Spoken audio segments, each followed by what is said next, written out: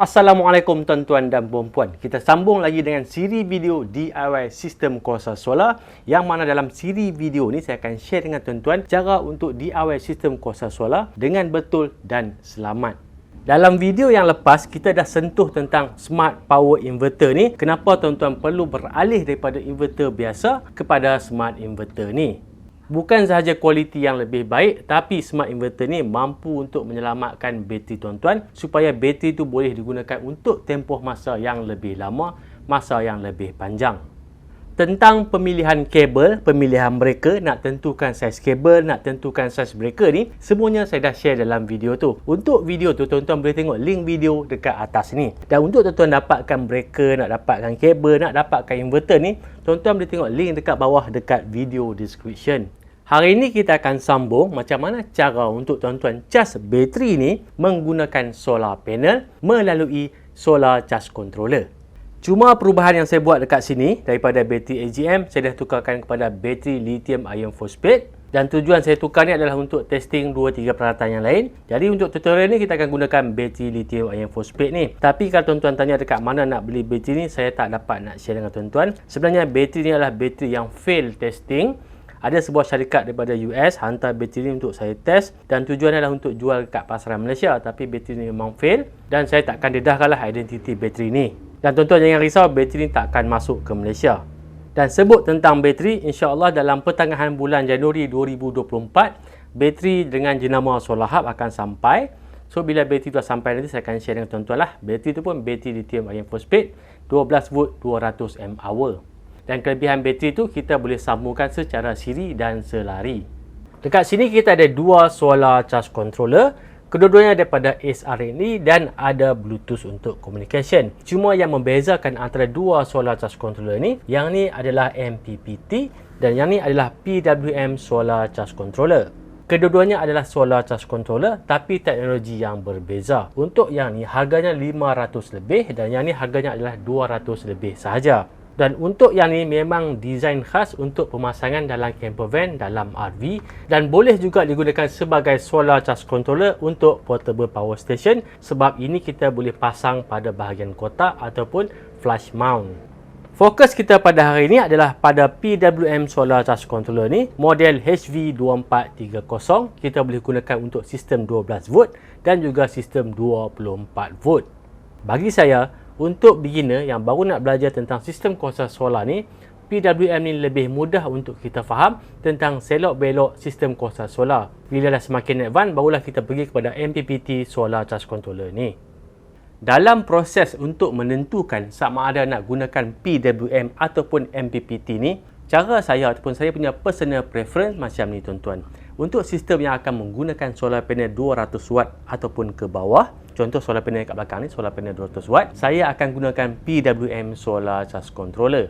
Tapi untuk sistem yang menggunakan solar panel yang lebih besar ataupun sambungan solar panel yang lebih banyak, lebih daripada 200 watt, saya akan gunakan MPPT solar charge controller. Untuk sistem yang lebih besar, kita akan gunakan solar panel yang lebih besar ataupun kita akan gunakan lebih daripada satu solar panel. Dan kalau kita gunakan lebih daripada satu solar panel, kita boleh sambung secara siri untuk naikkan voltage. Dan MPPT ni lebih efisien kalau kita running dengan solar panel high voltage. Tapi untuk pemasangan pada campervan ataupun motorhome, walaupun menggunakan solar panel 200 watt, solar panel yang kecil, saya akan gunakan MPPT solar charge controller sebab kita nak maksimumkan penggunaan solar panel tu. Dekat atas bumbung van ni kita ada ruang yang terhad. Jadi, kita nak maksimumkan penggunaan solar panel tersebut, kita kena gunakan MPPT solar charge controller. Apa fungsi solar charge controller dan kenapa wajib kita gunakan solar charge controller ni? Kalau kita ukur voltage daripada solar panel ni, dan apa yang kita ukur ni kita panggil sebagai VOC, voltage open circuit. Dekat sini kita dapat 23.2 volt.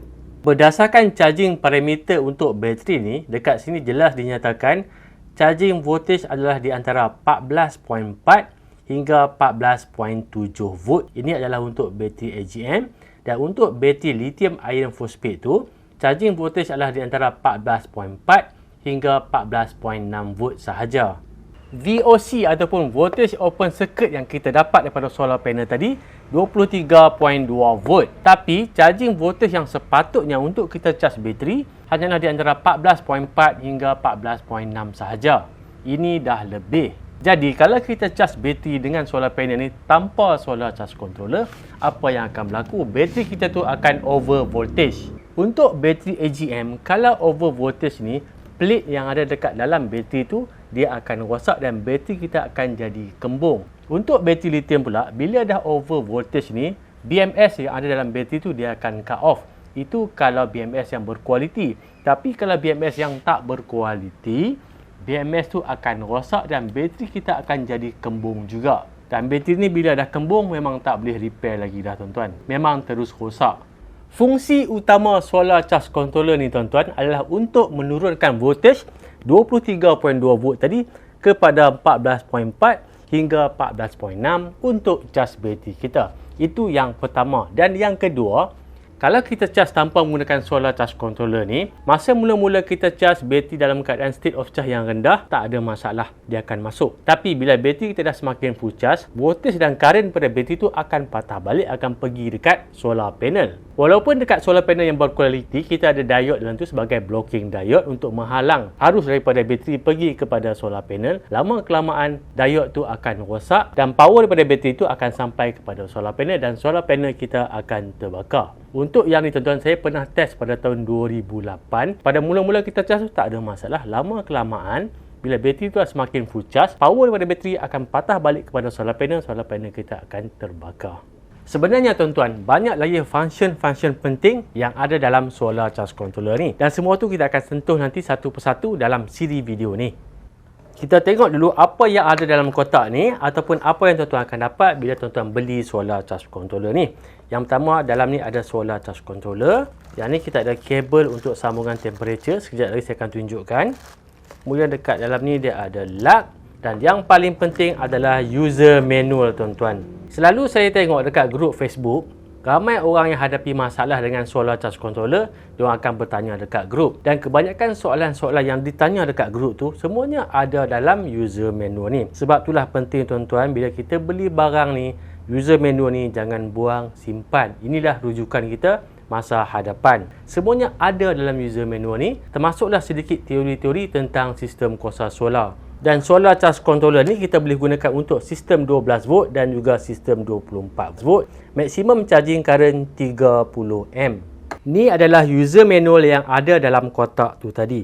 Yang pertama, brand ni adalah SRNE, model HV2430. Untuk solar charge controller ni, tuan-tuan boleh gunakan bateri SLA, bateri AGM dan juga bateri lithium. Dan tak semua solar charge controller ni boleh charge bateri lithium. Tapi yang ni tak ada masalah. Tuan-tuan boleh gunakan dengan bateri AGM, bateri lithium, SLA, semuanya boleh gunakan. Sistem voltage 12 volt ataupun 24 volt auto detect. Bila tuan-tuan sambungkan solar charge controller ni kepada bateri, automatik dia akan detect sama ada sistem 12 volt ataupun sistem 24 volt. Ada setengah solar charge controller tuan-tuan kena set dulu. Yang ni tak payah set, auto detect. Bateri operating voltage range antara 9 volt hingga 32 volt. Rated charging current maksimum adalah 30 amp dan untuk sistem 12 volt, maksimum solar panel yang kita boleh sambungkan pada solar charge controller ni adalah 400 watt dan 800 watt untuk sistem 24 volt. Maksimum PV open circuit voltage ataupun VOC adalah 55 volt. Tadi kita test satu solar panel tu cuma 23.2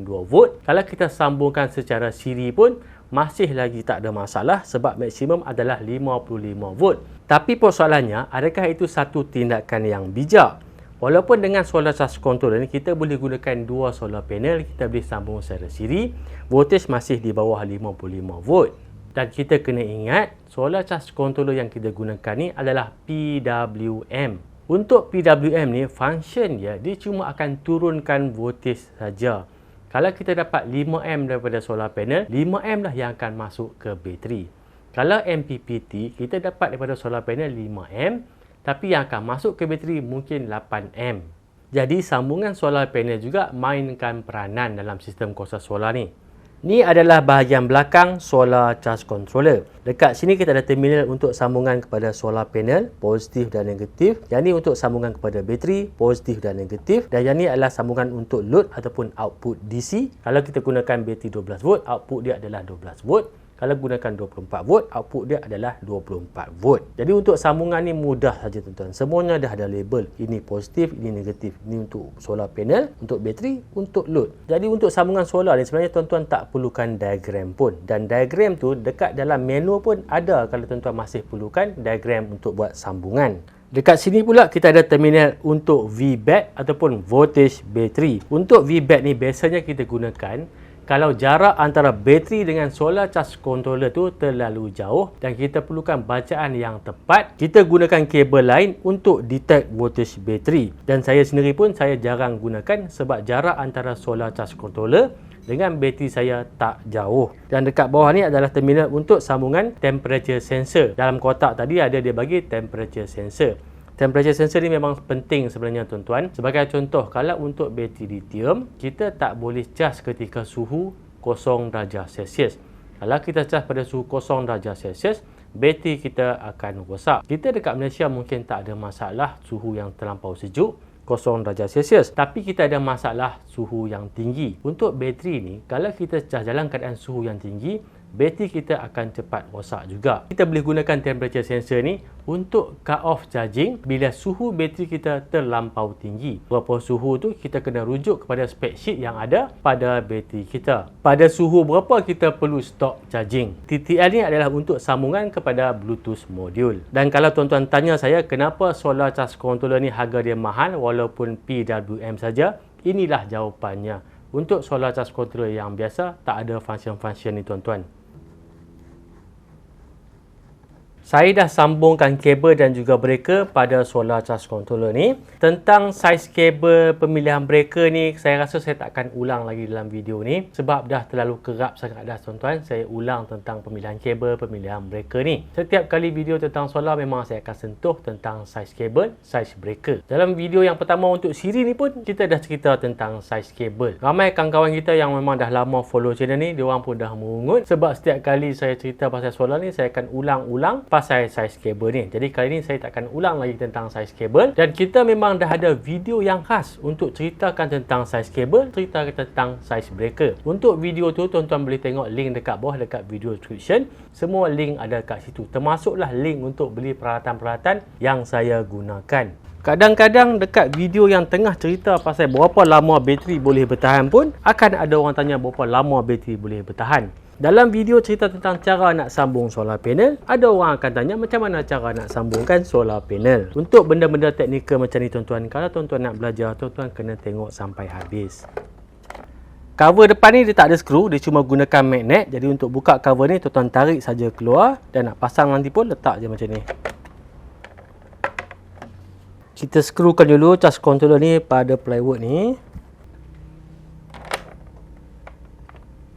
Tapi tadi saya lupa nak pasangkan Bluetooth module ni. Dan untuk solar charge controller ni, model Bluetooth module yang sesuai adalah BT2. Untuk dapatkan modul ni, solar charge controller, tuan-tuan boleh tengok link dekat bawah lah, dekat video description.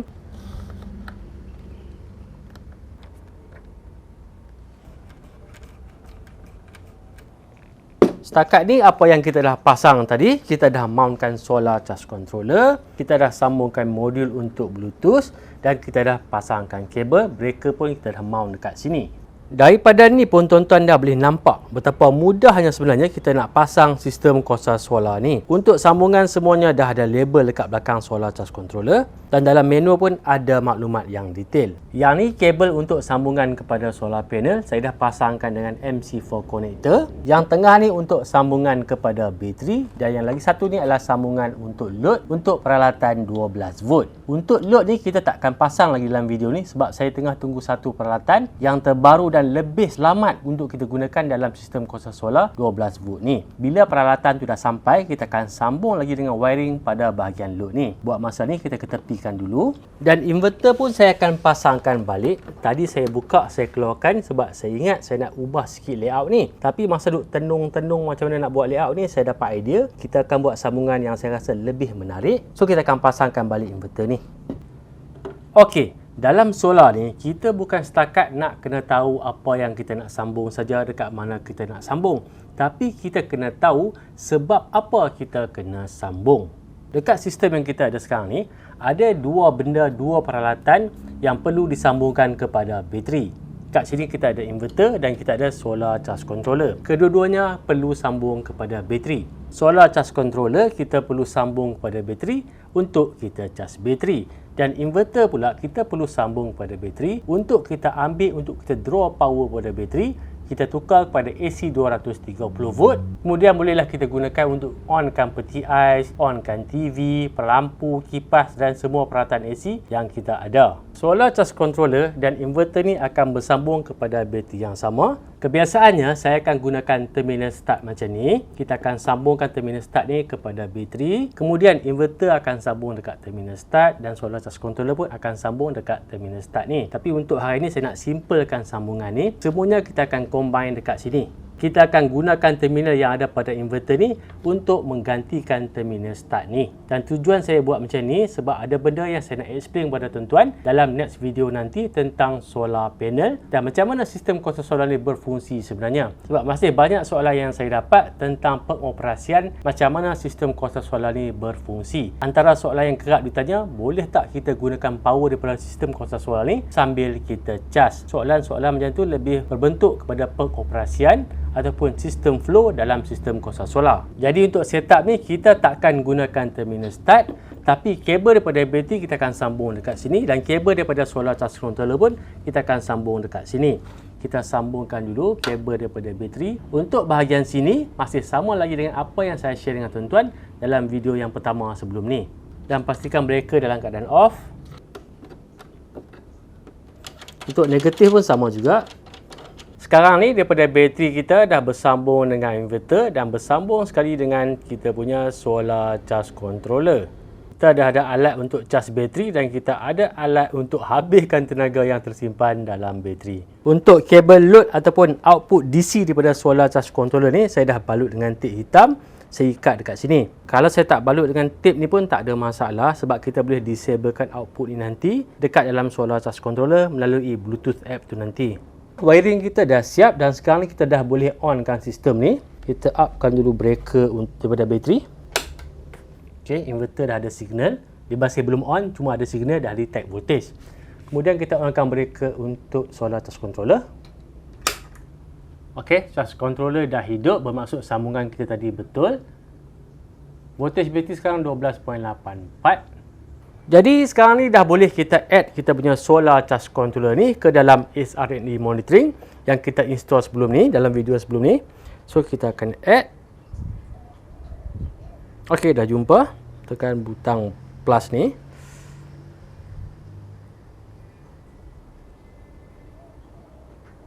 Okey, benda pertama yang kita nak buat, kita nak set kita punya bateri. Bateri kita gunakan ni bateri lithium iron phosphate. So kita akan set bateri lithium iron phosphate. Battery type live PO4. Okey, tu saja yang penting yang kita kena buat dulu.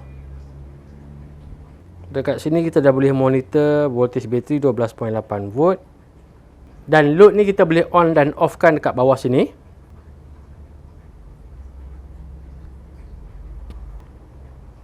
Inverter dah boleh on.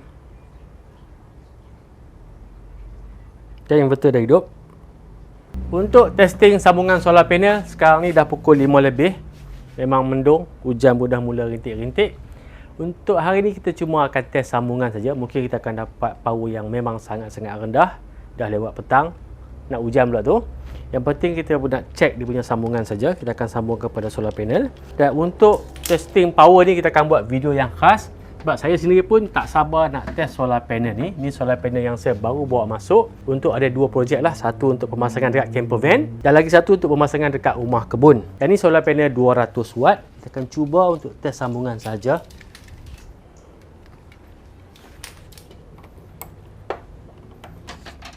Okay, dah mula hujan tuan-tuan. Kebiasaannya macam ni lah. Setiap kali buat video pasal solar ni, bila nak test mesti akan hujan. Okey, ada detect. Kita dapat 0.3 amp. Kita tengok dekat apps. Kita dapat 3 watt saja sebab dah mendung, hujan pun dah mula turun. Tapi yang penting dekat sini, sambungan kita semuanya dah betul. Dan nanti kita akan fokus pula untuk next video, kita akan test solar panel ni. Dan saya akan share dengan tuan-tuan tentang sambungan solar panel. Sebab ada kawan-kawan kita yang gunakan PWM Solar Charge Controller ni. Mula dia gunakan satu panel, kemudian dia beli lagi satu panel, size yang sama. Bila tambah panel yang kedua tu, tak ada perubahan dari segi power. Dan lagi satu masalah yang dia hadapi, selepas dia tambah solar panel lagi satu tu, Solar Charge Controller dia rosak. Sebab tu tuan-tuan, dalam solar ni kita kena faham apa yang kita buat. Untuk MPPT ada cara pemasangan solar panel, untuk PWM pun ada cara yang khas untuk kita tambah lagi solar panel. Dan yang tu saya akan share dalam next video lah, masa kita test solar panel dan kita test sistem yang kita pasang hari ni. Dan dalam video tu juga saya akan cuba jelaskan kepada tuan-tuan macam mana sistem kuasa solar ni berfungsi. Dan kalau tuan-tuan ada sebarang soalan berkaitan dengan sistem kuasa solar ni, saya minta tuan-tuan tinggalkan komen dekat bawah dan saya akan jawab dalam next video nanti. Jadi nampaknya tuan-tuan, setakat ni saja untuk video kali ni. Jangan lupa like dan subscribe YouTube channel Aku Punya Malaysia. Jumpa lagi. Assalamualaikum.